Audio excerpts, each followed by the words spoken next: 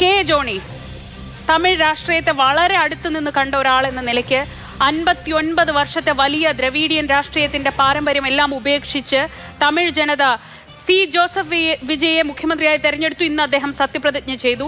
എല്ലാം ഡ്രമാറ്റിക് ആണ്, സിനിമാറ്റിക് ആണ്. പക്ഷേ നാളെ തൊട്ട് കാര്യങ്ങൾ അത്ര സിനിമാറ്റിക് ആയിരിക്കുമോ? എന്തൊക്കെയാണ് വിജയ്ക്ക് മുന്നിൽ ഏറ്റവും അടുത്തതായി വരുന്ന വെല്ലുവിളികൾ?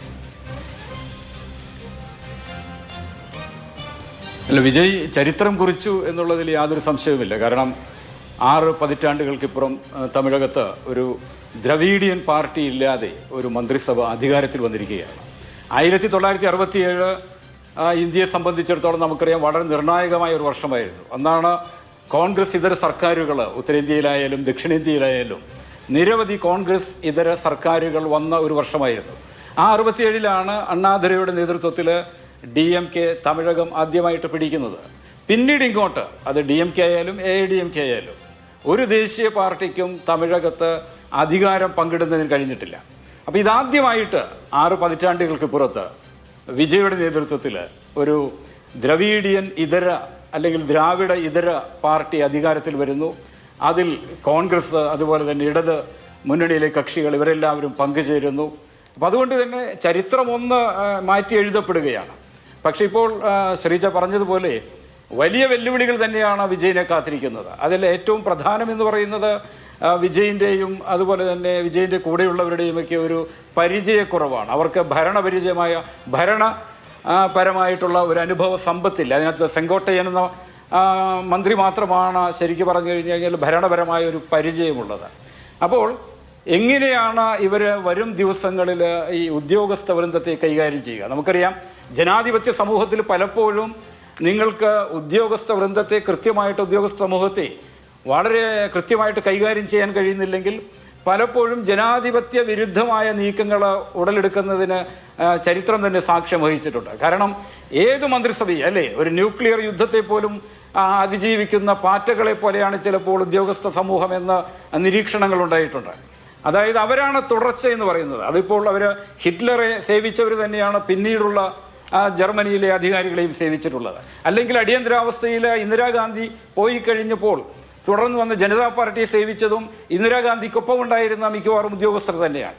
അപ്പോൾ ഈ ഉദ്യോഗസ്ഥ സമൂഹത്തെ എങ്ങനെയാണ് കൈകാര്യം ചെയ്യുക എന്നുള്ളത് വിജയിനെയും വിജയിൻ്റെ കൂടെയുള്ളവരെ സംബന്ധിച്ച് ഒരു വെല്ലുവിളിയായിരിക്കും. മറ്റൊന്ന് ഈ പറഞ്ഞതുപോലെ ഈ ധനപരമായിട്ടുള്ള ഒരു പ്രതിസന്ധിയാണ്. കാരണം തമിഴ്നാടിനും പൊതുക്കടം വളരെ കൂടുതലാണ്.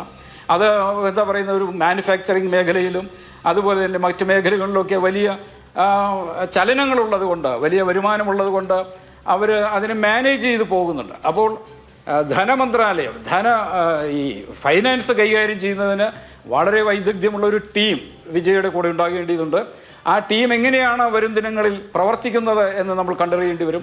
മറ്റൊന്ന്, ഇന്ന് നമ്മൾ കണ്ടൊരു കാര്യം, മറ്റൊരു വെല്ലുവിളി എന്താണെന്ന് വെച്ച് കഴിഞ്ഞ് കഴിഞ്ഞാൽ ഇന്ന് കോൺഗ്രസിൻ്റെ ഒരു മന്ത്രിയും വിജയുടെ മന്ത്രിസഭയിൽ വന്നിട്ടില്ല. ഇന്ന് കോൺഗ്രസിൻ്റെ ഒരു മന്ത്രിയെങ്കിലും വിജയുടെ മന്ത്രിസഭയിൽ ഉണ്ടാകും എന്നുള്ളൊരു പ്രതീക്ഷയുണ്ടായിരുന്നു. ഞാൻ കേട്ടത് മേലൂർ MLA വിശ്വനാഥൻ, അദ്ദേഹം മധുരയിൽ നിന്ന് വാസ്തവത്തിൽ ഫ്ലൈറ്റിൽ ചെന്നൈയിലെത്തിയിരുന്നു. അദ്ദേഹത്തിനെ ഇന്ന് മന്ത്രിയായിട്ട് ഉൾപ്പെടുത്തിയേക്കും എന്നുള്ളൊരു സൂചനകളൊക്കെ ഉണ്ടായിരുന്നു. പക്ഷേ അവസാന നിമിഷം നടന്നില്ല. അതൊരു കമ്മ്യൂണിക്കേഷൻ ഗ്യാപ്പിൻ്റെ പ്രശ്നമാണ്, ആശയവിനിമയത്തിലുണ്ടായ ഒരു പ്രശ്നമാണെന്നൊക്കെ പറയുന്നുണ്ട്. എന്തൊക്കെയായാലും ഇനി 12-ാം തീയതിയാണ് വിജയ് വിശ്വാസ വോട്ടെടുപ്പ് തേടാൻ പോകുന്നതെന്നാണ് കേട്ടത്. അതായത് 13-നുള്ളിൽ വിജയിന് വിശ്വാസ വോട്ടെടുപ്പ് തേടേണ്ടതുണ്ട്. മിക്കവാറും ചൊവ്വാഴ്ച 12-നായിരിക്കും വിജയ് വിശ്വാസ വോട്ടെടുപ്പ് സഭയിൽ അഭിമുഖീകരിക്കുന്നത്. അത് കഴിഞ്ഞു കഴിഞ്ഞാൽ, സഭയുടെ വിശ്വാസം നേടിക്കഴിഞ്ഞു കഴിഞ്ഞാൽ അടുത്ത ഒരു മന്ത്രിസഭാ വികസനമുണ്ടാവും.